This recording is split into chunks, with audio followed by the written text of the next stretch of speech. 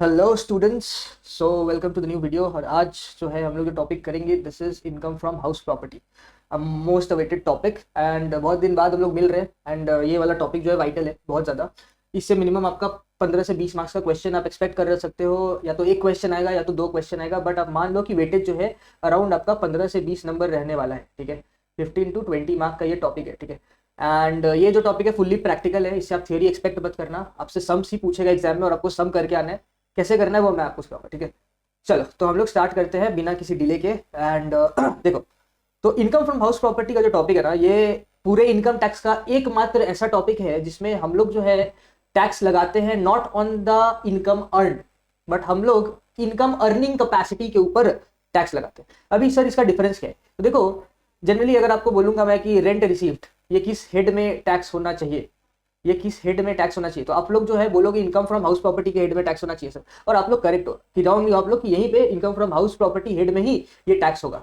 But point is, income from house property में rent का taxation तो होता ही है, टैक्सेबल होता ही है। बट अगर आपके पास हाउस प्रॉपर्टी है एंड ये हाउस प्रॉपर्टी को आप लेट आउट नहीं भी किए हो, यानी कि भाड़े पे नहीं भी दियो, फिर भी हम लोग देखेंगे कुछ कुछ केसेस में ये हाउस प्रॉपर्टी का जो रेंट अर्निंग कैपेसिटी है, रेंट अर्निंग कैपेसिटी है, उसको हम लोग टैक्स करते हैं।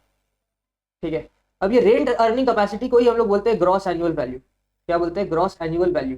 तो हमारे इनकम फ्रॉम हाउस प्रॉपर्टी में जो है हम लोग ग्रॉस एनुअल वैल्यू पे टैक्स देते हैं। यानी कि rent earning capacity in a year is equal to gross annual value of a house property.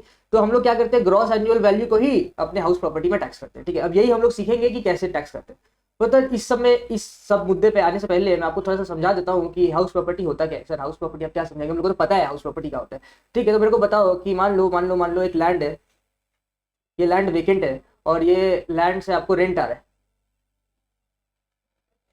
तो क्या बताओ, ये इनकम फ्रॉम हाउस प्रॉपर्टी है, हाँ या ना? नंबर टू, चलो इस बार ये लैंड है और लैंड के आसपास जो है ये पवेलियन बना हुआ है। ठीक है, पवेलियन, हाँ जैसा आपका क्रिकेट ग्राउंड होता है ना। सर ये तो यूएफओ जैसा लग रहा है, मान लो स्टेडियम है। ठीक है ना, क्या ये आपका हाउस प्रॉपर्टी है या नहीं है, बताना। थ्री, मान लो कि आपका एक घर है छोटा सा। ठीक है, ड्राइंग बहुत गंदा बनाता हूँ, मेरे को पता है, बोलने की जरूरत नहीं है। तो अभी ये जो घर है ना, छोटा सा प्यारा सा घर, अरे यार ये घर का छत नहीं बन पा रहा है। हाँ ठीक है, तो ये घर है। ठीक है ना, पर ये घर में जो दीवार है उसमें बहुत छेद है। ठीक है, ये सब छेद है, टूटा फूटा सा दीवार है, यहाँ पे छेद है, यहाँ पे छेद है, पूरा क्रैक्स है। ठीक है ना, छत से भी पानी आता है। तो क्या मेरे को बताओ, ये हाउस प्रॉपर्टी है या नहीं है? आंसर इज कि ये हाउस प्रॉपर्टी नहीं है, ये हाउस प्रॉपर्टी है, ये हाउस प्रॉपर्टी नहीं है। सर ये क्या हुआ सर, ये आप क्या बोल दिया, ये हाउस प्रॉपर्टी कैसे हो सकता है sir?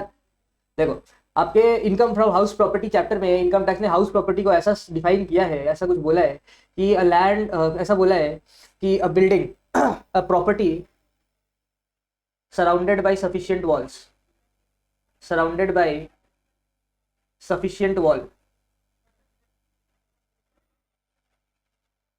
Sufficient wall and land attached thereto, इसको हम लोग क्या बोलेंगे, हाउस प्रॉपर्टी। ठीक है, यानी कि स्टेडियम जो है यहाँ पे सराउंडेड बाय सफिशिएंट वॉल है, लैंड है, अटैच्ड है, तो ये हाउस प्रॉपर्टी है। ये अच्छा, यहाँ पे चला के ये भी बोल दिया कि ऐसा घर जिसका जो ये वॉल्स है या रूफ है वो रूइंड है और ये रहने लायक नहीं है, सो इसको हम लोग हाउस प्रॉपर्टी नहीं बोल सकते। ठीक है, तो सर ये वाला जो, अगर ये बढ़िया घर होता तो बढ़िया घर होता तो हाउस प्रॉपर्टी होता। सर ये लैंड का रेंट फिर कहाँ पे टैक्सेबल होगा? ये आईफॉस में टैक्सेबल होगा, इनकम फ्रॉम अदर सोर्सेज में, इनकम फ्रॉम हाउस प्रॉपर्टी में टैक्सेबल नहीं होगा। ठीक है, तो सफिशिएंट वॉल होना चाहिए और उसके आसपास का जो भी लैंड है तो वो भी हम लोग हाउस प्रॉपर्टी के हेड में ही मानेंगे। मतलब मान लो ऐसा कोई घर है, ठीक है, बढ़िया घर है, हाँ इस बार छेद नहीं है छत में, ठीक है, और इसके आसपास का एक लैंड है, तो ये भी हाउस प्रॉपर्टी है, ये भी हाउस प्रॉपर्टी है, दोनों सेपरेट नहीं है, दोनों एक ही है। ठीक है, सिंगल हाउस प्रॉपर्टी है ये। ठीक है, ये जो है अपना सिंगल हाउस प्रॉपर्टी। सर ये छेद क्या है? ये खिड़की है। ठीक है ना, मैं आपको बस बेसिक ज्ञान दे रहा हूँ हाउस प्रॉपर्टी होता क्या है। ठीक है, अच्छा सर अब ये तो आप बता दिया, अब बताइए अपार्टमेंट के केस में क्या होगा। मान लो एक अपार्टमेंट है, बड़ा सा कॉम्प्लेक्स है। ठीक है, तो उसका अलग अलग फ्लोर्स है, सब फ्लोर्स में अपना अलग अलग रूम है। ठीक है, तो जितना भी इंडिविजुअल अपार्टमेंट है, मान लो ये बड़ा सा एक बिल्डिंग है, इसमें अराउंड 3 3 6 2 8 अपार्टमेंट है, तो हर अपार्टमेंट जो है अपने आप में एक सेपरेट हाउस प्रॉपर्टी होगा। यानी कि हर अपार्टमेंट इंडिविजुअली जो है अपार्टमेंट्स, ये सेपरेट हाउस प्रॉपर्टी है, सेपरेट हाउस प्रॉपर्टी है, ठीक है। तो मैंने आपको बेसिकली समझा दिया कि हम लोग का जो है हाउस प्रॉपर्टी वो क्या होता है, हाउस प्रॉपर्टी का डेफिनेशन मैंने आपको समझा दिया। तो सर अब ये भी बता दीजिए कि टैक्स कैसे करेंगे। देखो, हाउस प्रॉपर्टी का जो टैक्सेशन है ना, यानी कि इनकम फ्रॉम हाउस प्रॉपर्टी कैसे डिराइव करते हैं, उस पर टैक्स कैसे लगाते हैं, ये पढ़ाने में मेरे को आपको लगेगा 3 क्लासेस मेरे को लगेगा। आज जो पहला क्लास है मैं आपको जीएवी तक लेके जाऊंगा। ये जो आज का फर्स्ट क्लास है, यहाँ पे मैं आपको सिखाऊंगा क्या, ग्रॉस एनुअल वैल्यू कैसे निकालते हैं। क्लास 2 में जो है हम लोग एक फुल फ्लेजेड सम बनेंगे, फुल फ्लेजेड सम बनेंगे सेकेंड क्लास में, ठीक है। और थर्ड क्लास में जो है हम लोग क्या करेंगे, एक्स्ट्रा पॉइंट्स देखेंगे, एक्स्ट्रा पॉइंट्स, यानी कि different types of house property. फिर अपना इसमें इंटरेस्ट ऑन लोन में, इंटरेस्ट ऑन लोन तो यहाँ पे भी कर लेंगे, बट इंटरेस्ट ऑन लोन में एक टॉपिक है आपका जिसको बोलते हैं pre construction period. Pre construction period ये भी एक मुद्दा है जो एक्स्ट्राज में आता है, तो इसको हम लोग थर्ड क्लास में हैंडल करेंगे। तो 3 क्लासेस में आपका टॉपिक होगा। आज का क्लास बहुत छोटा होगा, तो बहुत शॉर्ट होगा, और ऐसे ही 3 क्लास छोटे छोटे होंगे। आपको तीनों क्लास देखना है, तब जाके आप बोलना कि सर मेरा हाउस प्रॉपर्टी खत्म हो गया, ठीक है। चलो तो स्टार्ट करते हैं, मुद्दे पे आते हैं। तो हमारा हाउस प्रॉपर्टी का जो टॉपिक है उसमें बेसिकली इनकम टैक्स अथॉरिटी ने बोला कि रेंट अर्निंग कैपेसिटी पे हम लोग टैक्स लेंगे। तो मैंने आपको बताया गया कि हमारा जो रेंट अर्निंग कैपेसिटी है, रेंट अर्निंग कैपेसिटी, इसको हम लोग क्या बोलते हैं, इसको हम लोग बोलते हैं gross annual value, gross annual value. तो सर इसका टैक्सेबिलिटी कैसे करें, देखो आसान है, इतना पेशेंस नहीं है ना आप लोगों में, हर वक्त आप लोग इतना हड़बड़ाते हैं। तो देखो टैक्स ऐसे होता है कि gross annual value, gross annual value under section 23 sub section 1, मैं फॉर्मेट दिखा रहा हूँ आपको। इससे हम लोग माइनस करते हैं taxes, tax paid to local authority by the owner. इसको municipal tax paid by the owner भी बोल सकते हैं, ठीक है। तो यहाँ पे हम लोग माइनस कर देते हैं अपना रेंट अर्निंग कैपेसिटी से म्युनिसिपल टैक्स जो होता है। तो हमारा ये जो आता है इसको हम लोग बोलते हैं net annual value, net annual value under section वही 23(1) ही सारा, ठीक है। तो ये हमारा नेट एनुअल वैल्यू हो जाता है। इस पे और 2 चीज माइनस होता है। अगर आपने हाउस, एक तो आपका स्टैंडर्ड डिडक्शन माइनस हो जाता है, डिडक्शन अंडर सेक्शन 24 में जो 1 होता है ये होता है आपका standard deduction. Sir standard deduction किस चिड़िया का नाम है, देखो स्टैंडर्ड डिडक्शन आपको देता है, देखो हाउस प्रॉपर्टी के पीछे बहुत सारा खर्चा होता है, रिपेयर, मेंटेनेंस, पेंटिंग का, फिर कभी डैमेज हो गया तो डैमेजेस का, बहुत हजारों तरीके का खर्चा होता है। तो इनकम टैक्स आपको बोला, इनकम टैक्स अथॉरिटी आपको बोला कि दादा हर खर्चे का इंडिविजुअली आप डिडक्शन मत लो, आप एक काम करो स्टैंडर्ड डिडक्शन ले लो 30%, 30% का स्ट्रेट आप डिडक्शन ले लो। ये डिडक्शन से आपका जितना खर्चा है आप उतना खर्चे से अपना इनकम कम करके हमें दिखा देना। तो ये स्टैंडर्ड डिडक्शन जो है आपको अलाउ करता है कि आप अपना इनकम जो है इस पैसे से कम करके आप दिखा सकते हो। ये आपको हाउस प्रॉपर्टी रिलेटेड सारे खर्चों के लिए मिलता है, ठीक है। तो 24 सबसेक्शन 1 में ये है। सबसेक्शन 2 में जो है हमारा आ जाता है interest on loan, interest on loan. तो obviously house property mostly loan पे ही रहता है, तो इंटरेस्ट का खर्चा तो जाएगा, तो आपको खर्चे का भी एग्जाम्पशन दे दिया। इनकम टैक्स अथॉरिटी ने बोला कि आप जो इस खर्चे का डिडक्शन ले लो, अपना इनकम कम करके आप दिखा दो। और फाइनली इंटरेस्ट ऑन लोन के बाद जो आपका आएगा ये हम लोग बोलेंगे इनकम फ्रॉम हाउस प्रॉपर्टी। आसान था? हाँ सर बहुत आसान था, मजा आया। हाँ चलो, तो नहीं चैप्टर समाप्त नहीं हुआ, चलो बोल दिया मतलब चैप्टर समाप्त हो गया, ऐसा नहीं। तो अभी जीएवी निकालने का कुछ स्टेप्स है, ठीक है, 3-4 स्टेप्स है, वो स्टेप्स मैं आपको अभी सिखाऊंगा। और उसके बाद जो है हम लोग आज यहीं पे रुक जाएंगे, फिर नेक्स्ट क्लास में ये पूरा का एक सम कर लेंगे, और उसके बाद इंटरेस्ट ऑन लोन पे थोड़ा एम्फसाइज करके और समस करवा दूंगा, ठीक है। तो चलो जीएवी सीखते हैं, रेंट अर्निंग कैपेसिटी कैसे निकाले हाउस प्रॉपर्टी का। देखो ऐसे तो कॉमन सेंस लगा सकते हो आप लोग, पर मैं थोड़ा सा आपको बताता हूँ कि कैसे निकाला जाता है। ये मैंने एक चार्ट बना लिया इनकम फ्रॉम हाउस प्रॉपर्टी का। यहाँ पे सीन क्या है कि एक चार्ट है, यहाँ पे देख लो कि देखो यहाँ जो है हमारा बहुत सारा टाइप ऑफ हाउस प्रॉपर्टी, ठीक है। जैसे सेल्फ ऑक्यूपाइड प्रॉपर्टी होता है, लेट आउट प्रॉपर्टी होता है, ये सब का मतलब मैं एक बार बता देता हूँ, फिर हम लोग आ जाते हैं अपना ग्रॉस एनुअल वैल्यू, ठीक है। तो सेल्फ ऑक्यूपाइड प्रॉपर्टी मतलब ये जो प्रॉपर्टी इसमें आप खुद रहते हो, यानी कि आपने खुद अपने पर्पस के लिए ऑक्यूपाई करके रखा, आप रहते हो, इसको बिजनेस के लिए नहीं यूज करते हो, खुद रहते हो, ठीक है। ड्वेलिंग पर्पसेस के लिए, ड्वेलिंग यानी कि रहने के पर्पस के लिए, ठीक है। लेट आउट मतलब ये जो है आप रेंट पे दिए हुए हो।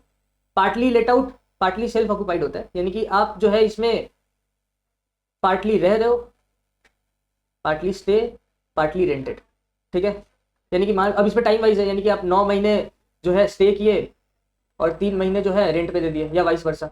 एरिया वाइज हो सकता है कि आपका ये घर है, ये आप फर्स्ट फ्लोर को जो है रेंट पे दे दियो, ये रेंट पे है, एंड जो ग्राउंड फ्लोर है इस पे आप रह रहे हो, तो ये एरिया वाइज हो गया। लेट आउट फॉर बिजनेस, अब ये लेट आउट फॉर बिजनेस किसका है, लेट आउट फॉर बिजनेस आपने अपने बिजनेस पर्पस के लिए रेंट पे लगा दिया, तो ये आपका पीजीबीपी में आ जाएगा।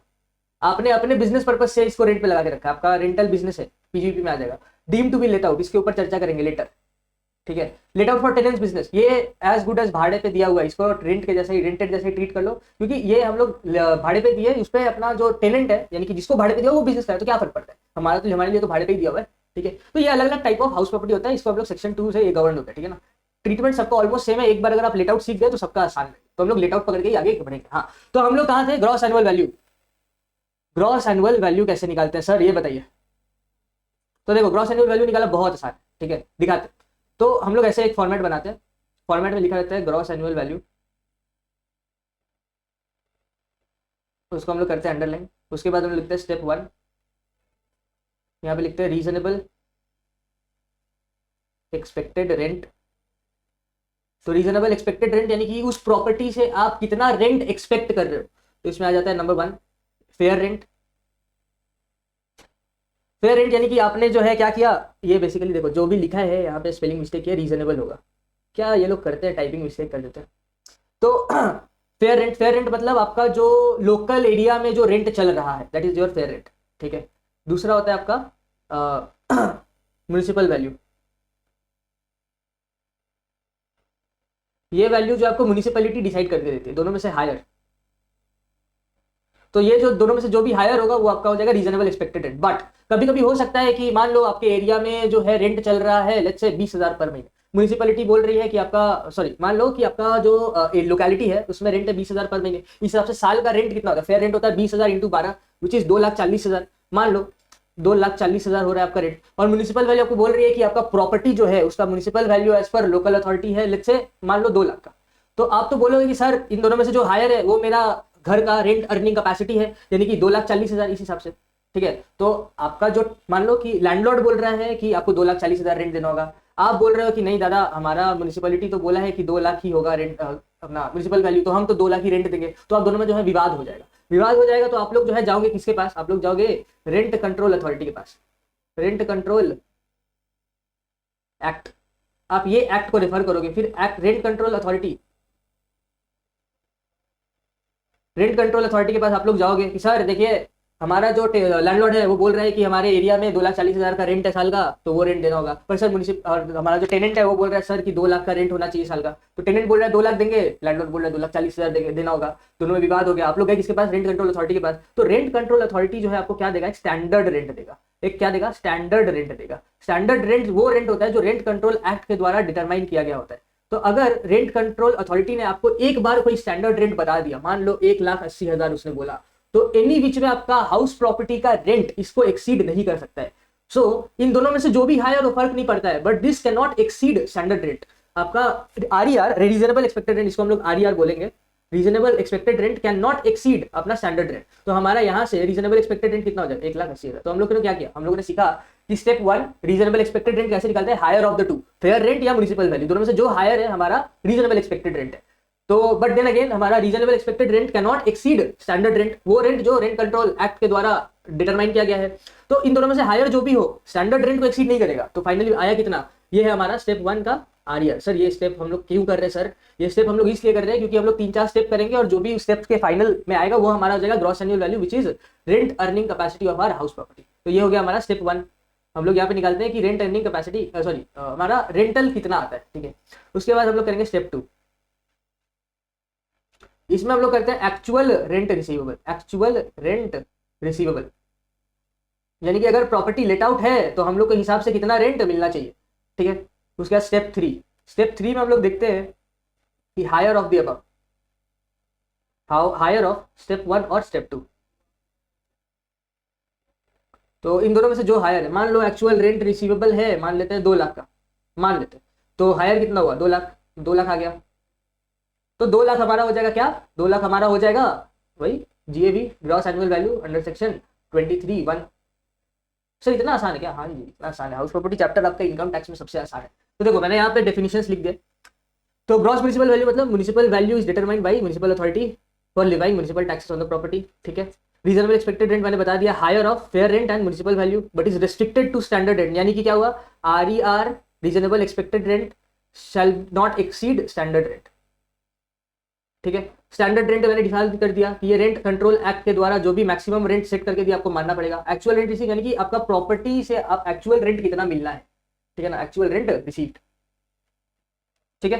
तो ये तीन चीज को हम लोग कंपेयर करते हैं तो हमारा आ जाता है gross annual value under section 23(1). चलो एक बार डेटा लेते हैं और इस पे जो है फटाफट एक बार सम बनाते हैं, ठीक है। मैं यहाँ पे हेडिंग ले लेता हूँ।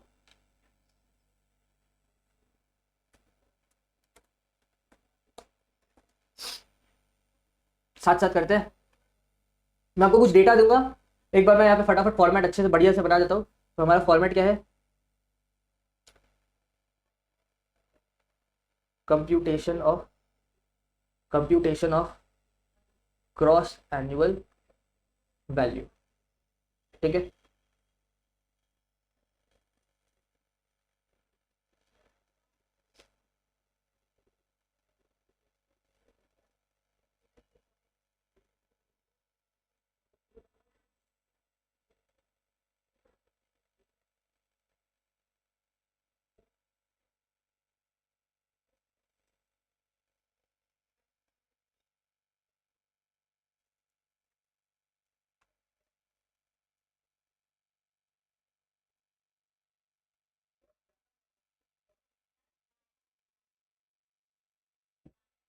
ठीक है, चलो तो करें।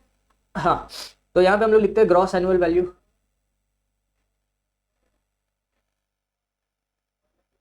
उसके बाद लिखते हैं स्टेप 1। स्टेप 1 में हम लोग निकालते हैं रीजनेबल एक्सपेक्टेड रेंट, ठीक है। अब रीजनेबल एक्सपेक्टेड रेंट को हम लोग प्यार से RER बोलते हैं, पर आप लोग पूरा ही लिख के आना एग्जाम में, शॉर्टकट यूज मत करना। तो इसमें लिखते हैं higher of the two. Higher of the two क्या क्या, ए फेयर रेंट, बी लिखते हैं हम लोग अपना municipal value.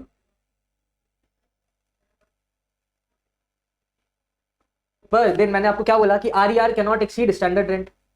RER can not exceed standard rent. तो मान लो अगर आप इन दोनों में से जो भी हायर है, तो A higher of above, B standard rent. तो इन दोनों में से जो लोअर है, क्योंकि रेस्ट्रिक्टेड है ना स्टैंडर्ड रेंट तक, तो इन दोनों में से जो भी लोअर है, तो जो भी लोअर है वो आ जाएगा अपना स्टेप 1। ये हो जाएगा हमारा स्टेप 1 RER। उसके बाद हम लोग आगे करेंगे। सर कुछ समझ नहीं आ रहा सर, एक बार और बता दीजिए। जरूर बताएंगे दादा, थोड़ा सा धैर्य रखो, अभी सम्स बनाएंगे सारा चीज क्लियर हो जाएगा। जस्ट थोड़ा सा पेशेंस बनाए रखो, जस्ट मैं आपको ना थोड़ा सा फॉर्मेटिंग से एक बार रूबरू करवा रहा हूँ, है ना। तो स्टेप 1 हो गया। स्टेप 2 देखो, स्टेप 2 तो आसान है। स्टेप 2 हम लोग देखते हैं actual rent receivable minus unrealised rent. ये वो रेंट है जो आपने रियलाइज नहीं कर पाया, यानी कि rent due but not received, right, unrealised rent.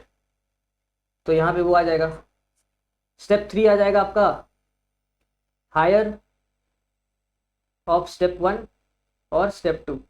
तो इन दोनों में से जो हायर है वो आ जाएगा, एंड फाइनली जो हायर है वही बन जाएगा आपका GAV अंडर सेक्शन 23(1), ठीक है। देखो आसान है, एक बार फटाफट डेटा लेते हैं और ट्राई करते हैं।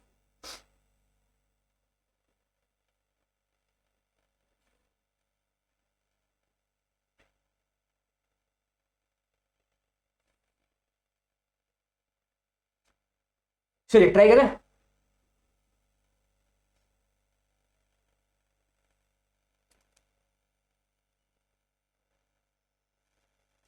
तो एक बार शुरू करते हैं, बताना। हाँ, फाइंड आउट GAV। डेटा देता हूँ, हाँ, आपको बताना है। तो 1 आपका हो जाएगा फेयर रेंट,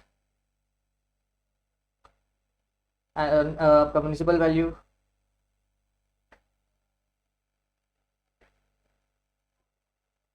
स्टैंडर्ड रेंट,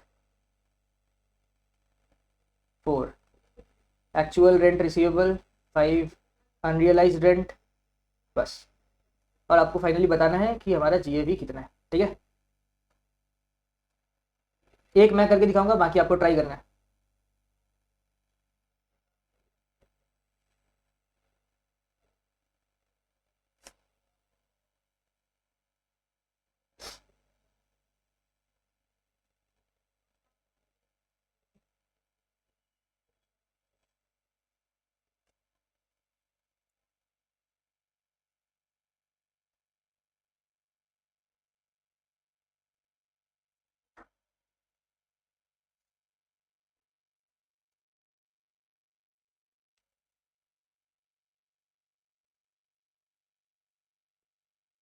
ठीक है, चलिए ट्राई करते हैं। मैंने बोला जीएवी निकालना सिखा दूंगा, मतलब सिखा दूंगा। ठीक है, चलो तो सबसे पहले मान लेते हैं फेयर रेंट है 20 लैक्स, म्यूनसिपल वैल्यू है 18 लाख, स्टैंडर्ड रेंट है 18 लाख, एक्चुअल रेंट रिसीवेबल है अपना मान लेते हैं 21 लैक्स, अनरियलाइज रेंट है 3 लैक्स। आपको बताना है कि हमारा ग्रॉस एनुअल वैल्यू कितना होगा। तो सर कैसे बताए, देखो फॉर्मेट याद रखना। फॉर्मेट क्या है, सबसे पहले रीजनेबल एक्सपेक्टेड रेंट निकालना है, तो ये होगा higher of the two but RER से ज्यादा नहीं होगा। ठीक है, तो देखो सेम चीज, सबसे पहले स्टेप 1 निकालो। तो स्टेप 1 हमारा होता है हायर ऑफ द टू, दोनों में से कौन सा ज्यादा है, तो दोनों में से ज्यादा है सर 20 लैक्स ज्यादा है, बट ये जो है it can not exceed standard rent, तो फाइनली हमारा जो है ये कितना आएगा, RER can not exceed standard rent. तो इन दोनों में से इवन दो 20 लाख ज्यादा है, but since standard rent 18 lakh दिया है, तो हमारा रीजनेबल एक्सपेक्टेड रेंट 20 लाख, इन दोनों में से तो 20 लाख ज्यादा है, but it can not exceed standard rent. Standard rent 18 है, तो हमारा फाइनली आरईआर आ जाएगा 18 लाख। ठीक है, ये हमारा स्टेप 1। उसके बाद स्टेप 2 कैसे आएगा, annual rent receivable minus unrealised rent, तो इन दोनों को माइनस कर दो तो हमारा आ जाता है 18 लाख। तो ये हो गया स्टेप 2। और स्टेप 3 क्या होता है, हायर ऑफ स्टेप 1 स्टेप 2, तो स्टेप 1 और स्टेप 2 तो एक ही है, तो हमारा जीएवी कितना आ जाएगा 18 लाख। मजा आया। चलो एक और क्वेश्चन करते हैं, आपको डेटा देता हूँ। ठीक है, फेयर रेंट मान लेते हैं 16 लैक्स, म्यूनिसिपल वैल्यू है मान लो अपना 10 लैक्स, पर स्टैंडर्ड रेंट है मान लो 20 लाख, एनुअल रेंट रिसीवेबल है मान लो 25 लैक्स, पर अनरियलाइज रेंट है अपना लेट्स से 4 लैक्स। आपको बताना है कि हमारा जीएवी कितना होगा। ट्राई करो।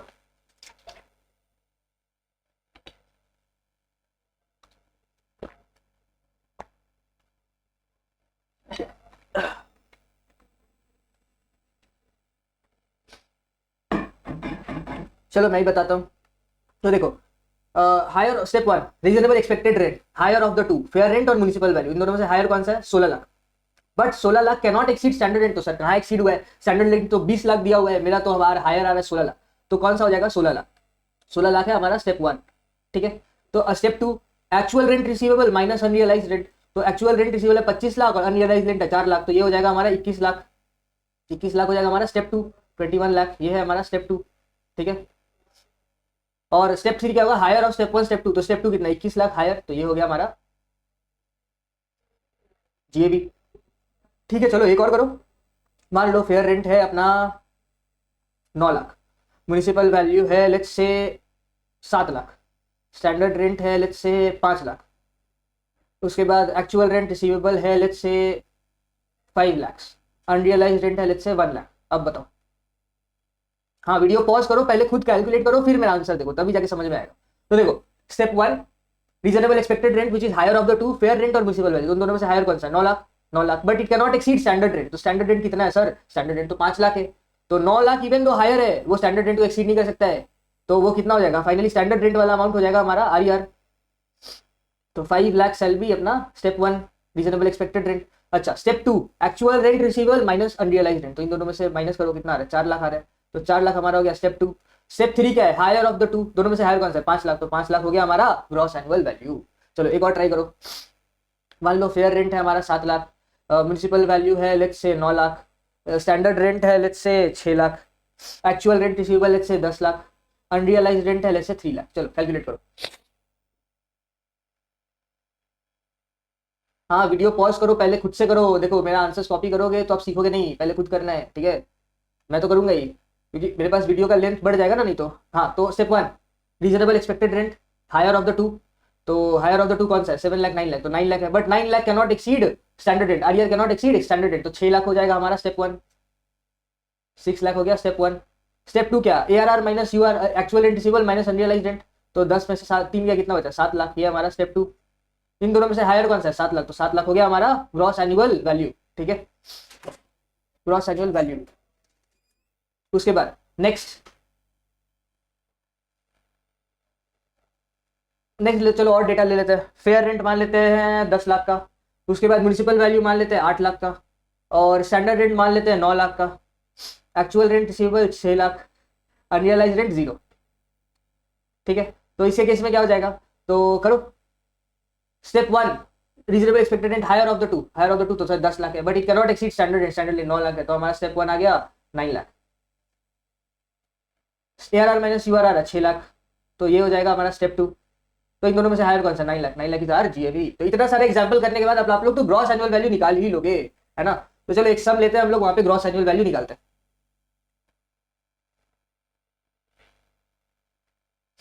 हाँ टाइम तो है, आधे घंटे ही हुए, चलो फटाफट एक डेटा लेते हैं, उसमें ग्रॉस एनुअल वैल्यू निकालते हैं। तो illustration, mister x furnished you the following details relating to house property in Kolkata. You are required to calculate GAV, gross annual value. ठीक है, तो नंबर 1 बोला आपका फेयर रेंट। फेयर रेंट बोला, मान लो अगर 12,000 करके है तो 1,44,000।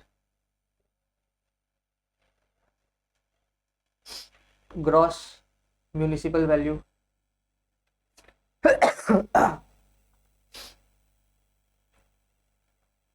1,20,000। स्टैंडर्ड यहाँ पे लिख देता हूँ, rent as per rent control act, rupees 1,50,000। Monthly rent is rupees let's say 20,000 per month, 20,000 per month, out of which rent for 1 month is unrealizable। ठीक है, डेटा समझ में आया? एक बार पढ़ लो क्वेश्चन को।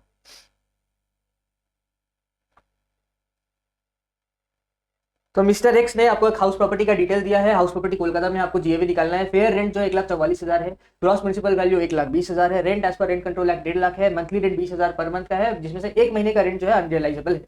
आपको जो है निकालना है ग्रॉस एनुअल वैल्यू। तो फटाफट हम लोग फॉर्मेट बनेंगे और इसको सॉल्व करेंगे। तो देखो यहाँ पे मैं लाइन वाइन नहीं खींच रहा हूँ, टाइम जाएगा, तो मैं डायरेक्ट सम करना स्टार्ट कर देता हूँ। आप लोग प्रॉपर लाइन वाइन खींचेंगे, ठीक है।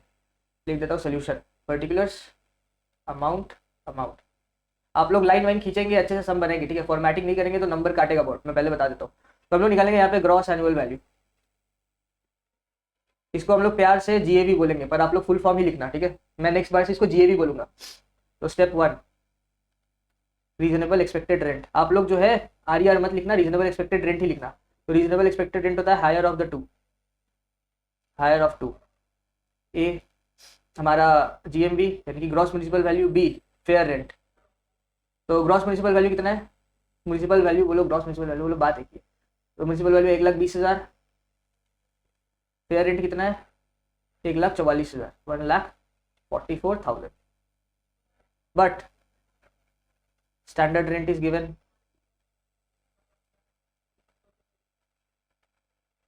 जैसे दोनों में से हायर ये है, तो lower of, higher of above. इन दोनों में से जो भी हायर था विच इज 1,44,000, और बी स्टैंडर्ड रेंट। तो स्टैंडर्ड रेंट कितना दिया हुआ है, स्टैंडर्ड रेंट दिया हुआ है 1.5 लाख। तो दोनों में से कम कौन सा, ये, तो ये हो जाएगा हमारा आर। तो ये हो गया आर स्टेप 1, ठीक है। उसके बाद स्टेप 2, स्टेप 2 में हो जाएगा हमारा actual rent receivable, actual rent receivable minus unrealised rent, यानी कि वो रेंट गया खत्म। तो एक्चुअल रेंट रिसीवेबल कितना है, तो देखो प्रॉपर्टी का रेंट कितना महीने का, प्रॉपर्टी का रेंट है महीने का 20,000, 20,000 अगर महीने का है तो साल का कितना होगा 2,40,000, 2,40,000 हमारा साल का एक्चुअल रेंट रिसीवेबल है। बट आउट ऑफ विच एक महीने का रेंट नहीं मिलेगा, अनरियलाइज्ड है। तो हम लोग कैलकुलेशन ऐसे करेंगे कि 20,000 इंटू 12, ये हमारा एक्चुअल रेंट रिसीवेबल माइनस 20,000, एक महीने का नहीं मिलेगा ना, तो ये हो जाएगा 2,20,000। समझ में आया? तो ये स्टेप 2। उसके बाद स्टेप 3, स्टेप 3 कैसे निकालते बताओ, आपका फेवरेट स्टेप 3। यहाँ हम लिखते हैं हमारा हायर ऑफ स्टेप 1 स्टेप 2, देखो फॉर्मूला, सॉरी फॉर्मूला बोल रहा हूँ, स्टेप्स याद रहेगा तो सब फटाफट सॉल्व हो जाएगा। तो दोनों में से हायर कौन सा है? 2,20,000। तो हमारा फाइनली जीएवी आ गया 2,20,000, खत्म, इतना ही था। जीएवी अंडर सेक्शन 23(1) हो गया। समझ आया? तो देखो मोटा मोटी ऐसे ही सम करते हैं, ठीक है ना। एक बार और आपको एक चीज दिखा देता है, बस एक चीज है, वैकेंसी पीरियड के साथ जीएवी निकालना आपको सिखा देगा। एक बार आपको वीडियो रोक के सोल्यूशन देख लेना बढ़िया से। अभी आपको जस्ट वैकेंसी वाला चीज भी करवा देता है, तो हमारा पूरा का पूरा ये वाला टॉपिक जीएवी निकालने वाला खत्म हो जाएगा, ठीक है। बस फॉर्मेट बेस्ड है चैप्टर, ठीक है। फॉर्मेट आपको बस ध्यान में रखना, दैट्स इट, आसान सा है टॉपिक, ठीक है। एक बार आप लोग जो है ये ध्यान से देखो सोल्यूशन मैंने जैसे किया है।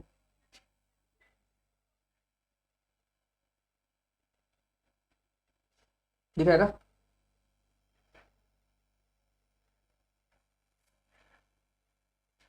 हाँ जी, तो चलिए कंटिन्यू करते हैं। तो आ जाओ वापस।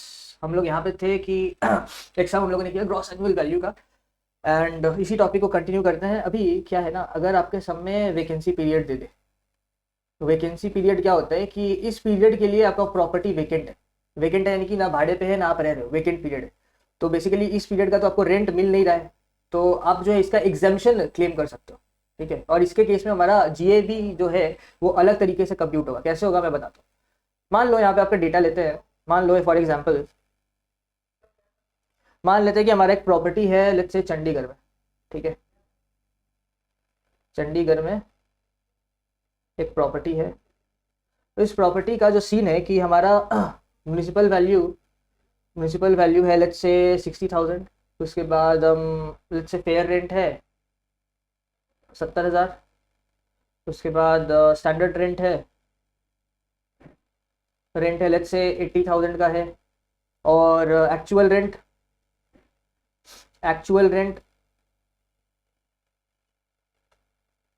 पर मंथ है, मान लेते हैं कि अपना 5,000 पर मंथ है, 5,000 पर मंथ है, ठीक है। And last 3 months, and vacancy period है लेट्स से 3 मंथ्स, ठीक है।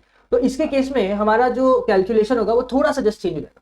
तो हम लोग यहाँ पे कैलकुलेट करेंगे, हमारा एज सिंपल है। तो हमारा जो कैलकुलेशन होगा, step 1 reasonable expected rent which is अपना higher of the two which is municipal value and fair rent. तो इन दोनों में से जो हायर है 70,000, but it can not exceed standard rent. तो हमारा जो है यहाँ से स्टैंडर्ड रेंट को एक्सीड नहीं कर पाएगा, तो 70,000 हायर, 70,000 हो जाएगा हमारा स्टेप 1, ठीक है। Step 2 actual rent minus unrealise rent. तो अनरियलाइज रेंट 0 है, और एक्चुअल रेंट कैसे निकालेंगे सर? हमारा एक्चुअल रेंट पर मंथ तो 5,000 का है, तो सिंपल है 5,000 इंटू 12 कर देंगे। पर सवाल है, आप जो इंटू 12 कर रहे हो, आपका प्रॉपर्टी क्या 12 महीने वेकेंट है? सॉरी मतलब लेट आउट है आपका प्रॉपर्टी, तो 3 महीने वेकेंट है। तो इसको आप लोग 12 की जगह करेंगे 9, तो 5,000 इंटू 9 होता है 45,000। 45,000 का हमारा एक्चुअल रेंट आ रहा है। तो इस हिसाब से अगर हम लोग स्टेप 3 करें, ये हमारा स्टेप 2 आ गया, तो इस हिसाब से अगर हम लोग स्टेप 3 करें, तो स्टेप 3 में हमारा हायर कौन सा होगा, 70,000 या 45,000? तो 70,000 हायर ऑफ स्टेप 1 स्टेप 2। तो क्या होगा, जीएबी 70,000 हो जाएगा। देखो इतना सिंपल नहीं है, यहाँ पे जस्ट एक छोटा सा कैच है। यहाँ पे आपको इनकम टैक्स एक्ट ने ये बोला कि अगर आपके पास ऐसा कोई सिचुएशन आ जाता है जब आपके पास वैकेंसी पीरियड होता है, और वैकेंसी पीरियड की वजह से आपका एक्चुअल रेंट पर मंथ अगर कम आ रहा है, एक्चुअल रेंट रिसीवेबल कम आ रहा है, तो आप एक स्टेप 4 ले लो, और वहां पे कैलकुलेट करो। स्टेप 4 में आप कैलकुलेट करो कि आपका एक्चुअल रेंट कितना होता, एक्चुअल रेंट आपका कितना होता if there was no vacancy, no vacancy period. तो देखो हमारा अगर वैकेंसी नहीं होता तो हमारा एक्चुअल रेंट रिसीवेबल कितना होता, 5,000 इंटू 12 विच इज 60,000 रुपए, ठीक है, 60,000 रुपए होता। तो अगर अगर आपका वैकेंसी पीरियड नहीं होता और फिर भी आपका एक्चुअल रेंट रिसीवेबल कम आ रहा है आपका रीजनेबल एक्सपेक्टेड रेंट से, तब तो आप ले लो जो हायर है, यानी कि हमारे इसके केस में 70,000 विल बी कम द अपना ग्रॉस एनुअल वैल्यू। इसके केस में हमारा स्टेप 4 करने के बाद भी अगर हम लोग ये स्टेप क्यों कर रहे हैं, हम लोग देख रहे हैं बेसिकली कि हमारा एक्चुअल रेंट रिसीवेबल जो आ रहा है वो एक्चुअली में कितना होना चाहिए था अगर वैकेंसी पीरियड भी नहीं है। अगर वैकेंसी पीरियड नहीं है और हमारा actual rent receivable vacancy period के ना होते से अगर ऐसा हो गया कि ये 60,000 की जगह, मान लो हाइपोथेटिकली अगर ये 80,000 हो जाता ना, अगर ये 80,000 हो जाता, तो हम लोग बोलते हैं कि हमारा 45,000 जो स्टेप 2 वैल्यू है वही बन जाता हमारा जीएबी।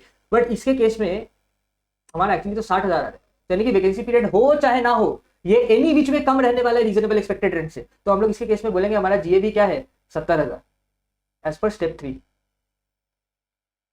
पर अगर केस ऐसा होता, चलो थोड़ा सा केस घुमाते हैं, अगर डेटा को थोड़ा सा छेड़छाड़ करें तो मान लेते हैं सब चीज कांस्टेंट, सब चीज कांस्टेंट है। केस 2, ये केस 1 ले लेते हैं एंड यहाँ पे लेते हैं केस 2।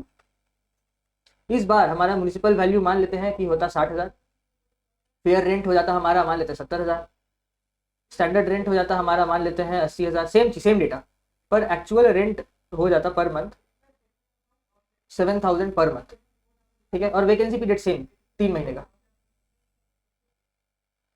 तब कैसे कैलकुलेशन हम लोग करते, सिंपल है। देखो स्टेप 1 तो एज यूजुअल रहेगा, इन दोनों में से जो हायर है 70,000 but it can not exceed standard rent, तो 70,000 हमारा हो गया step 1। Actual rent per month कितना आना चाहिए, 7,000, पर 7,000 इंटू 12 करे क्या, 7,000 इंटू 12 करे क्या, नहीं 7,000 इंटू 9 करेंगे, क्योंकि 3 महीने तो वेकेंट है, 3 महीने प्रॉपर्टी खाली है, रेंट आएगा ही नहीं, तो 7,000 इंटू 9, क्योंकि 9 महीने एक्चुअल लेट आउट हुआ है। तो स्टेप 2 कितना हो जाएगा, 7 9 63,000, ये हो जाएगा हमारा स्टेप 2। तो स्टेप 3 कितना होगा, स्टेप 3 हो जाएगा हमारा higher of step 1 and step 2। तो ये हो गया हमारा हायर कौन सा है, 70,000। अब देखो जैसे ही वैकेंसी पीरियड रहता है ना, हम लोग एक स्टेप और करते हैं, स्टेप 4 करते हैं, ठीक है। हम लोग यहाँ पे करेंगे स्टेप 4, यानी कि ARR इफ नो वैकेंसी। तो अगर वैकेंसी नहीं होता तो पूरे साल का रेंट मिलता, तो हम लोग का कितना होता है यार, 7,000 इंटू 12, तो 12/7 कितना होता है 84,000। तो अगर वैकेंसी नहीं होता तो हमारा ARR कितना आता है 84,000। तो इस हिसाब से ये ARR कम क्यों आ रहा है, क्योंकि वैकेंसी है। तो ऐसे केस में हम लोग बोलेंगे कि हमारा हमारा ग्रॉस एनुअल वैल्यू यानी कि रेंट अर्निंग कैपेसिटी जो है दैट इज इक्विवेलेंट टू हमारा स्टेप 2 विच इज 63,000। क्योंकि इस साल तो भले ही सर हमें कम रेंट मिल रहा है, बट हमारा एक्चुअली में रेंट अर्निंग कैपेसिटी तो 84,000 का सर। अगर वैकेंसी नहीं होता, पूरे साल प्रॉपर्टी खटता, तो हमारा रेंट अर्निंग कैपेसिटी जो है 84,000 का होता, ठीक है। तो इसीलिए हम लोग क्या करेंगे, स्टेप 2 वैल्यू जो है वही हमारा बन जाएगा GAV। इसका देखो बहुत सारा इलस्ट्रेशन मैंने लिया है ऊपर, अभी हम लोग करेंगे तो अभी कॉन्फिडेंस आ जाएगा, थोड़ा सा अभी नया कंसेप्ट है ना।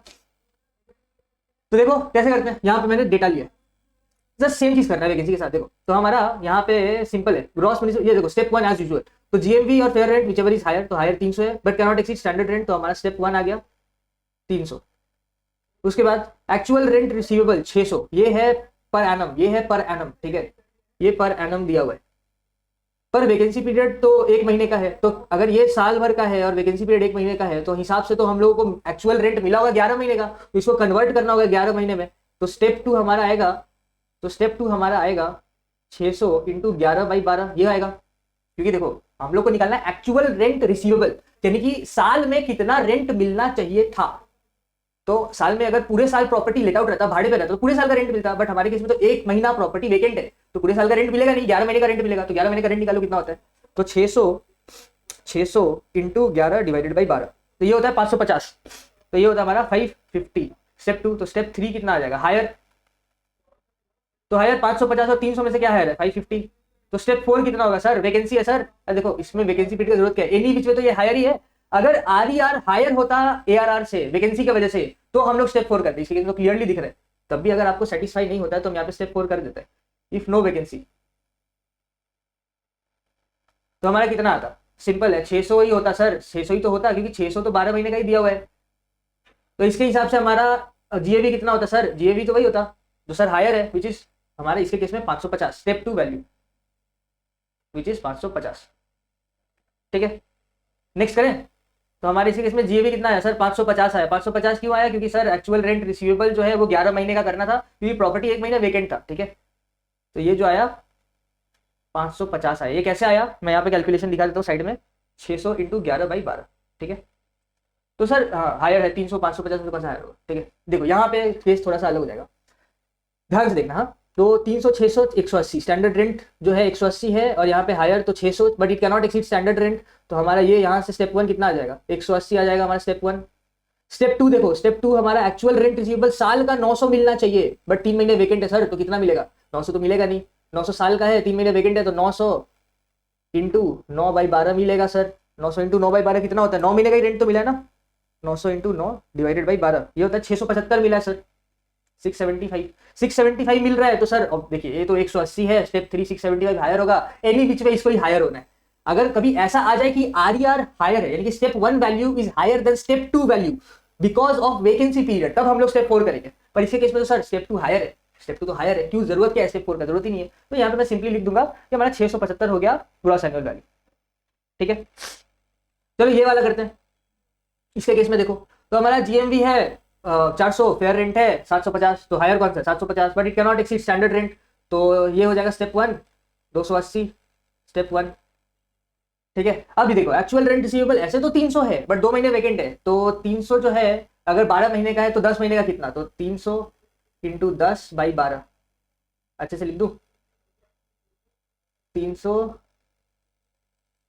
इंटू 10/12 कितना होता है, 300 इंटू 10/12 होता है 300 इंटू 10/12, ये होता है 250।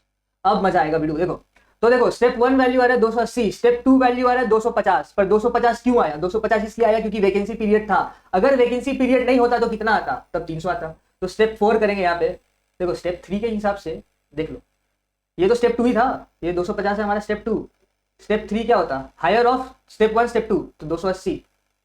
अब करेंगे स्टेप 4, क्योंकि वैकेंसी है और वैकेंसी की वजह से हमारा step 1 value is greater than step 2 value, तो स्टेप 4 इफ, तो सिंपल है, अगर vacancy if no vacancy period then step 2 is equal to 300, तो ऑब्वियस सी बात है, अगर वैकेंसी पीरियड नहीं होता तो स्टेप 2 वैल्यू 300 होता, क्योंकि ये तो एक्चुअल रेंट रिसीवेबल दिया है पूरे साल का, तो इस हिसाब से हमारा स्टेप 2 का वैल्यू ज्यादा होना चाहिए था, रेंट अर्निंग कैपेसिटी ज्यादा होना चाहिए था, तो हमारा यहाँ पे ग्रॉस एनुअल वैल्यू कितना आएगा, ग्रॉस एनुअल वैल्यू आएगा हमारा स्टेप 2 वैल्यू विच इज इसके केस में 250, this shall be our GAB। समझ में आ रहा है, एक और कर लेते देखो, तो यहाँ पे देखो हमारा जीएमवी है 500, फेयर रेंट है 180, स्टैंडर्ड रेंट है 225, तो इन तीनों में से 500 हायर है, पर 225 से एक्सीड नहीं कर सकता है, तो स्टेप 1 है कितना 225। अच्छा, एक्चुअल रेंट रिसीवेबल वैसे तो 240 है, वैसे तो 240 है, बट अगर वैकेंसी है, वैसे 240 है 12 महीने का, पर वैकेंसी की वजह से 11 महीने का देखेंगे, तो 240 इंटू 11/12 करके देखो कितना आ रहा है, ये हम लोग कर रहे हैं स्टेप 2 के लिए, ठीक है ना, 240 इंटू 11/12 करके देखो कितना आ रहा है, 220 आ रहा है, स्टेप 2 वैल्यू हमारा 220 आ रहा है, तो अब देखो स्टेप 2 जो है वो कम है स्टेप 1 से बिकॉज ऑफ वैकेंसी पीरियड, अगर वैकेंसी पीरियड नहीं होता तो हमारा कितना आता 240 आता, तो एज पर स्टेप 3 अगर यहाँ पे हम लोग स्टेप 3 करते हैं, अगर इसके बाद हम लोग स्टेप 3 करते हैं, तो हमारा स्टेप 3 तो आएगा 220 या फिर 225, विचएवर इज हायर, तो स्टेप 1 जीत जाएगा, बट हम लोग को देखना है कि स्टेप 2 का एक्चुअल में कैपेसिटी कितना है अदर देन वैकेंसी पीरियड, तो वैकेंसी अगर नहीं होता तो सर ये 220 तो होता ही नहीं सर, ये तो 240 होता, तो बस 240 इज हायर देन 225, देयरफॉर हमारा step 2 value shall be the GAB which is 220, ये वाला जीत जाएगा, ठीक है, ये वाला जो है हमारा जीत जाएगा। चलो इसके बाद वाला देख लो, देखो जब तक समझ नहीं आएगा मैं तब इतना एग्जांपल लिया हूं, जैसे देखो इन दोनों में से, इन तीनों में से 300 200 whichever is higher, 300 is higher but it cannot exceed 250, तो यहाँ पे हो जाएगा हमारा 250 स्टेप 1। अब देखो एक्चुअल रेंट रिसीवेबल पूरे साल का 216 है और वैकेंसी पीरियड 2 महीना है, तो एक्चुअली में होना कितना चाहिए था, यहाँ पे कर लेते हैं, इसे मिटा दें, साफ सुथरा कर दें,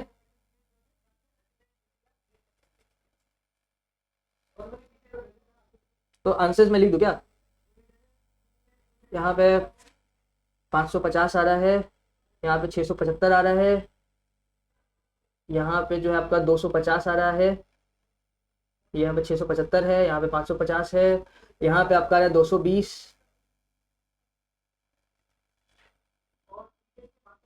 यहाँ पे 220 आ रहा है, ठीक है, ये वाला अभी कर रहे हैं, ठीक है, तो देखो हमारा तो स्टेप 1 आ गया 250, स्टेप 2 216 साल का, ये जो है ये साल का है, पर 2 महीने तो वेकेंट है, तो 10 महीने का होना चाहिए था, तो 216 इंटू 10/12, तो 10 महीने का आ जाएगा, 216 इंटू 10/12, 180, 180 आ रहा है स्टेप 2, तो स्टेप 3 कितना होगा, हायर, हायर होगा 180, और 200 में से हायर कौन सा है 200, स्टेप 1 वाला, तो स्टेप 4 करेंगे, स्टेप 4 अगर वैकेंसी पीरियड नहीं होता तो स्टेप 2 कितना होता, अगर वैकेंसी पीरियड नहीं होता तो स्टेप 2 कितना होता, 216 होता सर, 216 होता, but it is still less than हमारा arrear, it is still less than हमारा आर्यर, आर्यर कितना है, आर्यर तो 250 सर, ये 200 क्यों लिख दिया सर, ये 250 होगा, सॉरी माई मिस्टेक, तो 250 है, तो हमारा यही हो जाएगा कौन सा, step 3 value shall be the gross annual value, क्योंकि हम लोग स्टेप 4 कब करते हैं, हम लोग स्टेप 4 कब करते हैं, when step 2 value is less than RER due to vacancy period then step 4 then step 2 becomes GAB, ठीक है, चलो इस केस में ट्राई करो, तो इन तीनों में से कौन सा आएगा? स्टेप 1 तो आसान है सर, 300-400 में से हायर 400 है बट कैनॉट एक्सीड, तो 240 हो जाएगा स्टेप 1। ठीक है, अब यहाँ पे 240 साल का है पर वैकेंसी 1 महीने का, तो सर 240 तो होगा नहीं, तो 240 इंटू 11/12 कर लेंगे। तो सर 240 अगर साल का है तो 11 महीने का कितना होगा? आसान है, 240 इंटू 11/12 कर लो, 11 डिवाइडेड बाई 12, 220 हो जाएगा। अब देखो, तो ये हमारा स्टेप 2 वैल्यू है। ठीक है, ये हमारा जो है दिस इज स्टेप 2 का वैल्यू। तो स्टेप 1 240, स्टेप 2 220। अब देखो स्टेप 2 जो है ये कम है स्टेप 1 से, due to what? Due to vacancy period, due to vacancy period. तो अगर वैकेंसी पीरियड नहीं होता, अगर वैकेंसी पीरियड नहीं होता तो क्या होता? तो ये दोनों इक्वल होते हैं। ठीक है, ये दोनों इक्वल होते हैं, इस हिसाब से हमारा जो है step 2 value shall become what? Step 2 value shall become the हमारा gross annual value is equal to step 2। ठीक है, बस यही चीज करना है आपको, आसान सा चीज है। एक बार जीएवी निकालना सीख गए ना तो आपका हाउस प्रॉपर्टी बहुत रद्दी से जाता है। ठीक है, तो ये भर भर के एग्जांपल्स हम लोगों ने किया। ये वैकेंसी पीरियड वाला थोड़ा सा एक बार और मैं नेक्स्ट क्लास में थोड़ा सा और डिस्कस कर लूंगा, और आप लिए पूरा प्रैक्टिस करके आइएगा। नेक्स्ट क्लास हम लोग वैकेंसी पीरियड वाला एक बार फिर से प्रैक्टिस करेंगे जीएवी निकालने का, और ये हो जाता है हम लोग तुरंत उसके बाद फुल फ्लेड एग्जाम करेंगे। ठीक है ना, चलिए आज यहीं पे लेक्चर समाप्त करते हैं।